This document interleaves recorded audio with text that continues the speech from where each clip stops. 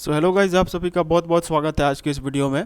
और आज के इस वीडियो में हम हमारा जो साहित्य सागर का जो पोएम वाला पोर्शन है उससे हम आज से स्टार्ट करने जा रहे हैं। यहाँ पे आपके जितने भी 10 पोएम्स हैं उन सभी पोएम्स को मैं लाइन टू लाइन एक्सप्लेन करने वाला हूँ। और उसी पोएम्स के सीरीज़ में से जो हमारा सबसे पहला पोएम है वो है साकी, जो कि कबीर दास जी के द्वारा लिखे गए बेसिकली जो दोहे हैं उनके बारे में यह बताता है। यह बेसिकली कबीर दास जी ने जो दोहे लिखे हुए हैं यह वही हैं।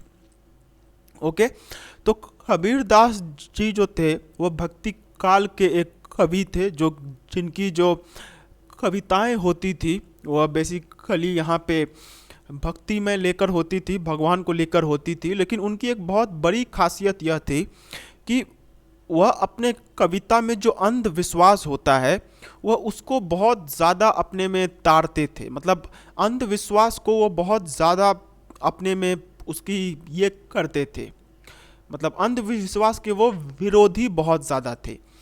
तो वह अंधविश्वास में बिल्कुल भी नहीं मानते थे और ना ही वह चाहते थे कि दूसरे लोग भी अंधविश्वास में माने। इसीलिए उनके जो भी लेख हम देखते हैं उसमें सबसे ज़्यादा जो हमें दिखाई पड़ता है वो यही है कि वह अंधविश्वास को के ऊपर में कटाक्ष करते हैं। तो यहाँ पे भी जो हमारे 5 दोहे हैं, इन 5 दोहों में हम यही देखेंगे कि इसमें दो ही चीज़ हमें समझ में आती है। एक कि या तो वह दोहा भगवान के बारे में है और या तो वह दोहा अंधविश्वास के ऊपर में है। हम यही दो मेन चीज़ इसमें देखने वाले हैं कि या तो वह दोहा भगवान का बड़ाई करता होगा या तो वह दोहा अंधविश्वास के खिलाफ होगा। ओके, तो यही हमारा जो मेन स्टोरीज पोयम है वो इसी के ऊपर में है। तो आइए शुरू करते हैं। गुरु गोविंद दो खड़े काके लागू पाए, भलिहारी गुरु आपनो जिन गोविंद दियो बताए। अब यह जो दोहा है यह तो आपने सबसे ज़्यादा जगहों पे सुना होगा जहाँ पे गुरु की महिमा के बारे में बताया गया है। और यहाँ पे बेसिकली कबीर दास जी यह कहते हैं कि मेरे सामने में गुरु और गोविंद, मतलब मेरे जो गुरु हैं वह भी खड़े हैं और गोविंद यानी कि जो भगवान है वह भी खड़े हैं, और मैं किसके पाँव छूऊं यह मुझे समझ में नहीं आ रहा है। बलिहारी गुरु आपनो जिन गोविंद दियो बताए। और अंत में मैं यही निश्चय करता हूँ कि मैं अपने गुरु के ही पाँव छूऊंगा, क्योंकि गुरु ने मुझे भगवान तक पहुँचाने का रास्ता बता दिया है। तो यह जो पहला हमारा दोहा है यह बहुत इजी सा दोहा था जो कि आपने बहुत जगह सुना होगा, तो इसको समझना उतना मुश्किल नहीं है। इसमें गुरु के बारे में, गुरु का जो विशेषता है उसके बारे में बताया गया है कि जो गुरु होता है वह भगवान से भी ऊपर होता है। इसीलिए जब कबीर दास जी के सामने में गुरु भी खड़े हैं और उनके भगवान भी हैं तो भी वह सबसे पहले अपने गुरु के ही पांव छूते हैं। क्यों? क्योंकि गुरु ने उन्हें भगवान तक पहुंचने का रास्ता बता दिया था। तो इसमें जो मेन संदेश है वह यही है कि गुरु सबसे बड़े होते हैं और गुरु के बाद स्थान भगवान का भी होता है। ओके, अब जो हमारा नेक्स्ट वाला है वह है जब मैं था तब हरि नहीं, अब हरि है मैं नाही, प्रेम गली अति सांकरी तामे दो ना समाही। अब यहाँ पे भगवान को कैसे पाया जाता है उसी के बारे में बोला गया है। यहाँ पे जो मैं शब्द है उसका मतलब अहंकार है। मतलब यहाँ पे अहंकार को मैं से क्यों यहाँ पे ये बोला गया है, तो आपने इंग्लिश में ये सुना होगा कि the one lettered selfish word जो है वो आई है। मतलब मैं, मुझे, मेरे लिए, मेरे साथ, सब कुछ मेरे ही लिए, मी, आई, माई सेल्फ। तो ये सभी जो भी लोग दुनिया में हैं वह सभी हमेशा अपने ऊपर में ही सब कुछ लेना चाहते हैं। मैं हूँ सब कुछ, मेरे ही लिए सब कुछ होना चाहिए, मैं ही हूँ। तो जब ऐसा किसी के अंदर में भावना आ जाता है तो उसे अहंकार ही कहा जाता है। तो किसी के अंदर में अगर अहंकार है तो इसका मतलब यही है कि वह जो आदमी है वह मैं के ऊपर में उसने ज़्यादा फोकस किया हुआ है, वह सब कुछ सिर्फ अपने ही लिए सोच रहा है। इसीलिए यहाँ पे मैं शब्द से अहंकार को दिखाया गया है। तो यहाँ पे कबीर दास जी यह कहते हैं कि जब मैं था तब हरि नहीं, अब हरि है मैं नहीं। मतलब जब मेरे अंदर में मैं था, मतलब जब मेरे अंदर में अहंकार था, तब हरि नहीं थे, तब भगवान मेरे साथ नहीं थे। और अब जब भगवान मेरे साथ हैं तो मेरे अंदर में अहंकार नहीं है। यह जो प्रेम की कली है यह इतनी सांकड़ी, सांकड़ी का मतलब होता है नैरो, तो ये इतनी सांकड़ी है कि इस कली में भगवान और अहंकार दोनों साथ में नहीं रह सकते। मतलब यहाँ पे सिंपली बोला गया है कि अगर किसी को भी भगवान की प्राप्ति करनी है तो उसे अपने अंदर से अहंकार को निकालना होगा। क्यों? क्योंकि अगर वो अहंकार को नहीं निकालता है तो कभी भी उसे भगवान की प्राप्ति नहीं होगी। यह जो प्रेम की कली है, मतलब भगवान को पाने की जो रास्ता है वह इतनी सांकड़ी है, वह इतना ज़्यादा नैरो है कि इसमें यह दोनों नहीं समा सकते हैं। ओके, फिर जो हमारा अगला वाला है वह भी एक अंधविश्वास के ऊपर में है कि कांकड़ पाथर जोड़ी के मस्जिद लई बनाए, तता चढ़ी मुल्ला बांग दे, क्या बहरा हुआ खुदाए। अब यहाँ पे मुस्लिमों के ऊपर में बोला गया है कबीरदास जी के द्वारा कि कंकड़ और पत्थर जोड़कर मुसलमानों ने मस्जिद तो बना ली है, लेकिन उसके ऊपर में चढ़कर ये जो मौलाना बांग देते हैं, बांग देने का मतलब जो अजान देते हैं, तो इतनी ज़ोर ज़ोर से जो अजान दी जाती है, लाउड स्पीकरों में दी जाती है, यह ऐसा क्यों है?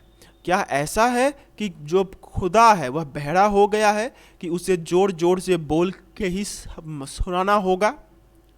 तो वो यहाँ पे क्वेश्चन उन मुसलमानों से करते हैं जो कि मस्जिदों पे बहुत ज़ोर ज़ोर से अजान देते हैं। तो वह यही पूछ रहे हैं कि इतनी ज़ोर से अजान तुम क्यों दे रहे हो? क्या तुम्हारा खुदा है, क्या तुम अल्लाह, क्या यहाँ पे बहरे हो गए हैं कि उन्हें इतने ज़ोर ज़ोर से बोलने की ज़रूरत है? मतलब यहाँ पे उन्होंने सिंपली इसी बात को बोला है कि हमें अपने खुदा को बुलाने के लिए, हमें अपने भगवान को बुलाने के लिए ज़ोर ज़ोर से चिल्लाने की ज़रूरत नहीं है। हम शांतिपूर्ण तरीके से भी, शांति में भी अपने भगवान को प्राप्त कर सकते हैं। ओके, फिर है पाहन पूजे हरि मिले, तो मैं पूजू पहाड़, ताते ये चाकी भली पीस खाए संसार। अब यहाँ पे उन्होंने हिंदुओं के द्वारा जो पत्थर पूजा, यानी कि जो हिंदू जो मूर्ति पूजन करते हैं, उसके ऊपर में उन्होंने यहाँ पे कटाक्ष किया हुआ है। वह यहाँ पे यह कहते हैं कि अगर पत्थर को पूजने से भगवान की प्राप्ति होती है तो मैं पूरा पहाड़ पूजने को तैयार हूँ, क्योंकि पहाड़ से बड़ा कोई भी पत्थर नहीं होगा। ताते ये चाकी भली पीस खाए संसार, और उस पत्थर से तो यह चक्की भली है क्योंकि इससे आटा पीस कर संसार खा सकता है। तो ये वहाँ पे उन्होंने मूर्ति पूजन के ऊपर में बोला है कि हिंदू जो तुम लोग पत्थर को पूजते हो, तो अगर पत्थर को पूजने से भगवान की प्राप्ति हो जाती है तो मैं पहाड़ पूजने को तैयार हूँ। लेकिन सच यही है कि पत्थर को पूजने से कुछ प्राप्त नहीं होता है। अगर हमें पत्थर का सदुपयोग ही करना है तो उस पत्थर से जिसको पूजा जा रहा है उससे तो अच्छा यह जो चक्की का पत्थर होता है वह है। क्यों? क्योंकि इससे जो आटा पीसा जाता है वही आटे को संसार खा सकता है। तो जैसा कि मैंने आपको कहा था कि वह अंधविश्वास के ऊपर में बहुत ज़्यादा कटाक्ष करते थे, वह अंधविश्वास के एकदम खिलाफ थे। इसीलिए यहाँ पे हमें बहुत हिंदुओं को यह खराब लग सकता है, लेकिन यहाँ पे जो मेन बात है वो देने वाली है कि यह कबीर दास जी का पॉइंट ऑफ व्यू था, और यहाँ पे इन दोनों को देने का यही मतलब है कि पहली बार तो उन्होंने यहाँ पे मुसलमानों को भी बोल दिया, तो मुसलमानों को के बारे में यहाँ पे मतलब जो हमारा काउंसिल है उसने यहाँ पे दे दिया। अब ताकि हिंदू नाराज़ ना हो जाए, मतलब हिंदू ना हो, मतलब ताकि मुसलमान इसलिए नाराज़ ना हो जाए कि सिर्फ हमारे ही ऊपर में बोला जाता है, हिंदुओं को नहीं बोला जा रहा है, तो उसके लिए हिंदुओं के खिलाफ भी यहाँ पे एक दोहा दे दिया। तो ये सब पे आपको ध्यान देने की ज़रूरत नहीं है। आप चाहे मुसलमान हो या चाहे आप चाहे हिंदू हो, आप टोटली फ्री हैं कि आपको जिस तरीके से अपने भगवान को, अपने खुदा को भुलाना है आप भुला सकते हैं। हिंदू भी मूर्ति पूजा करते हैं, पत्थर पूजा करते हैं, लेकिन उसके लिए भी एक साइंटिफिक रीज़न है। अगर मैं आपको एक लैपटॉप दे दूं जिसका स्क्रीन ही ना हो, तो क्या आप उस लैपटॉप पे बिना स्क्रीन के काम कर सकते हैं? आप में से मतलब मैक्सिमम लोग बोलेंगे नहीं, लेकिन प्रैक्टिकली अगर देखा जाए तो हमारा कंप्यूटर सिस्टम अभी भी स्टार्ट है, तो उसमें काम हो सकता है, जो उसमें अभी भी काम हो सकता है। ऐसा नहीं है कि अगर उस कंप्यूटर में मतलब उसका मेन सीपीयू खराब है, जो उसका मेन चीज़ है वो तो अभी भी है। तो टेक्निकली अगर देखा जाए तो कंप्यूटर को अभी भी ऑपरेट किया जा सकता है, लेकिन वह बहुत मुश्किल होगा या फिर नामुमकिन ही होगा। इसीलिए हिंदुओं में मूर्ति पूजे जाने की प्रथा होती है, ताकि एक माध्यम बन सके कि उस माध्यम के जरिए हम अपने भगवान से कनेक्ट हो सकते हैं। इसीलिए हिंदुओं में पत्थर पूजे जाने की, मूर्ति पूजे जाने की प्रथा है। क्योंकि जैसा कि मैंने कहा कि बिना मॉनिटर का कंप्यूटर कोई काम का नहीं होता है। इसी तरीके से अगर जो हिंदू हैं वो अगर मूर्ति पूजन ना करें और अगर पत्थर पूजन ना करें, तो ऐसा नहीं है कि उन्हें भगवान की प्राप्ति नहीं होगी, लेकिन सच यही है कि उसके बिना वह पॉसिबल भी नहीं है। क्योंकि आज का जो कलयुग है, इस कलयुग में बिना किसी सहारे के भगवान को प्राप्त करना बहुत मुश्किल हो जाता है। इसीलिए ताकि हमारे पास एक सहारा हो, इसीलिए मूर्ति पूजन किया जाता है। लेकिन यहाँ पे जो बोला गया है मैं इसके सख्त खिलाफ हूँ, और वही बात जो मस्जिद के बारे में भी बोली गई थी कि इतनी ज़ोर ज़ोर से चिल्लाकर क्यों दे रहे हैं। तो मैं यहाँ पे अब इस पे कुछ उतना खास कमेंट करना नहीं चाहूँगा, क्योंकि मैं हिंदू हूँ, मैं यहाँ पे मुसलमान नहीं हूँ। बट फिर भी मैं भी यही कहना चाहता हूँ कि मुसलमानों को जैसा अच्छा लगता है वह वैसे अपना भगवान को भुला सकते हैं, तो इसमें किसी को आपत्ति नहीं होनी चाहिए। तो मेरा दोनों से यही है कि कबीरदास जी ने जो कहा वो उन्होंने अपने मन से कहा है, वो उनका है। बट इस दोनों दोहा को अगर साखी रखना ही है तो इन दोनों दोहा को यहाँ से हटा देना चाहिए, क्योंकि यह सही में दोनों ही, हिंदू का सेंटिमेंट और मुसलमान का सेंटिमेंट भी यह हर्ट करते हैं। ओके, तो यही मेरा व्यू पॉइंट था। मैं चाहता तो इसको ऐसे ही ख़त्म कर देता, लेकिन we have freedom to speech, तो उसी के हिसाब से मुझे जो लगता है वह मैं बोल दे रहा हूँ। तो अगर कोई काउंसिल से देख रहा होगा तो प्लीज़ इसको थर्ड एंड फोर्थ वाले को हटा दीजिए। ओके, फिर जो लास्ट वाला है हमारा वो है, सात समंद की मसीह करो लेकिन सब बन राय, सब धरती कागद करो हरि गुण लिखा ना जाए।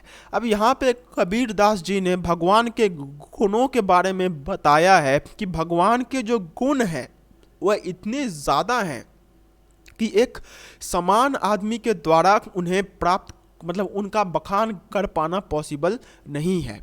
वह यह कहते हैं कि अगर सात समुद्रों की मसी का मतलब होता है इंक, तो अगर मैं एक पेन बनाऊं, मतलब मैं अगर एक लिखने का सेटअप बनाऊं जिसमें सात समुद्रों जितना अगर इंक हो और जितने भी वृक्ष हैं अगर उतने पेन हो, और ये जो धरती है अगर इस धरती के जितना बड़ा कागज़ भी अगर होगा, तो भी हरि का गुण, भगवान का गुण लिखा नहीं जा सकता है। तो यह जो है यहाँ पे भगवान के जो अनलिमिटेड गुण हैं उनके बारे में बोला गया कि भगवान के जो गुण हैं उनका कोई भी लिमिट नहीं है। हम चाहे कुछ भी कर लें, हम कभी भी भगवान के गुणों को बखान नहीं कर सकते हैं। अगर 7 समुद्रों जितना अगर इंक भी कहीं पे ला दिया जाए और जितने भी वृक्ष हैं उन वृक्षों का पेन बना दिया जाए, क्योंकि यह जब लिखी गई थी तो उस टाइम पे तो बॉल पॉइंट पेन होते नहीं थे, तो लोग लकड़ी के पेन से लिखते थे। तो वह यही कहते हैं कि अगर सभी वृक्षों को पेन भी बना दिया जाए और यह जो पूरी धरती है इसके इतना बड़ा भी अगर कागज़ हम लोग ले आए तो भी यह जो हरि का गुण है इन्हें लिख पाना पॉसिबल नहीं है। It is not possible to write all the features of God. तो यहाँ पे हमने सिंपली यही देखा कि यह जो साखी थी यह बेसिकली 2 चीज़ों पे ही इसका फोकस था, एक भगवान के बारे में बताना और एक अंधविश्वास के ऊपर में बोलना। लेकिन पर्सनली अगर कहें तो यह जो दोनों है यह मुझे ठीक नहीं लगा। ओके, सो ये था आज का लेक्चर। मिलते हैं एक अगले लेक्चर में, तब तक के लिए do take very good care of yourselves, have a very nice day, take care of yourselves, bye bye, Jai Hind.